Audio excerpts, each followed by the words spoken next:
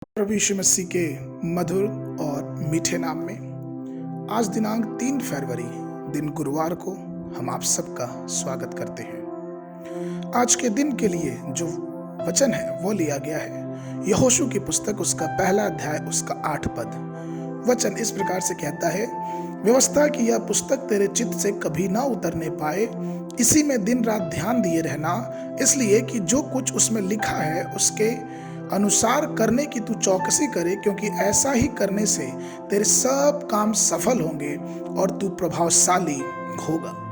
प्रभु में मेरे प्रिय लोगों, आज मैं आपसे सफल होने के विषय में बात करना चाहूंगा। मनुष्य सफलता चाहता है, सब लोग सफलता चाहते हैं, और यहोशू की पुस्तक में परमेश्वर यहोवा ने एक अद्भुत भेद की बात बताई कि हम और आप किस रीति से समृद्ध या फिर सफल हो सकते हैं। परमेश्वर ने यह आदेश दिया कि व्यवस्था की जो बातें हैं हमारे चित्त से कभी नहीं उतरनी चाहिए, हमारे मुख से कभी उतरनी नहीं चाहिए।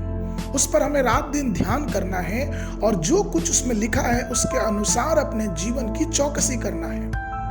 आपको मैं बताऊं कि आज के दिनों में कई लोग निराश हैं, हताश हैं।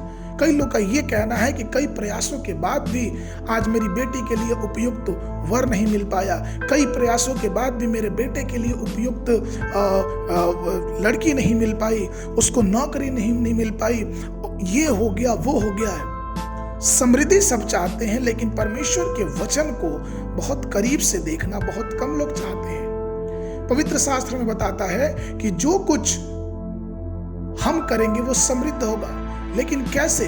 भजन संहिता उसका पहला अध्याय उसका 2 और 3 पद में वचन कहता है, परंतु वह तो यहोवा की व्यवस्था से प्रसन्न रहता और उसकी व्यवस्था पर रात दिन ध्यान करता रहता। वह उस वृक्ष के समान है जो बहती नालियों के किनारे लगाया गया है और अपनी ऋतु में फलता है और जिसके पत्ते कभी मुरझाते नहीं। इसलिए जो कुछ वह पुरुष करता है वह सफल होता है।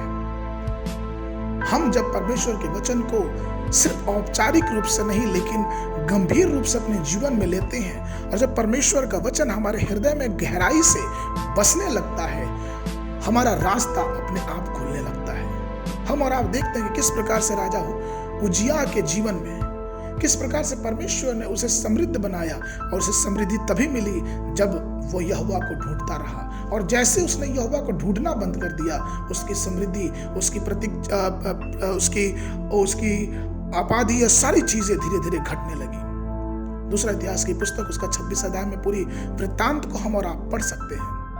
जब हम परमेश्वर को खोजते हैं तो उसके साथ साथ हमें उसकी प्रतिज्ञाएं, उसकी आशीषें, उसका शिक्षा, उसका धन, उसका ज्ञान, सब प्रकार की आशीषें हमको मिलना प्रारंभ हो जाती है। इसलिए प्रभु मेरे प्रिय लोगों, आइए हम परमेश्वर की तलाश करें, उसके वचनों पे ध्यान दें, उसके वचनों पे रात दिन मनन करें, क्योंकि हमें सफल होने का या फिर यूं कहें समृद्ध होने का सबसे अच्छा तरीका यही है कि हम प्रभु के वचनों को खोजें, हम उसके वचनों पे भरोसा करें और वो हमारे लिए सरल मार्ग निकालेगा। आज के मनन के लिए जो पद है वो लिया गया है यशायाह नबी की पुस्तक उसका 48 अध्याय उसका 15 पद। मैंने ही कहा और उसको बुलाया है, मैं उसको ले आया और उसका काम सफल किया।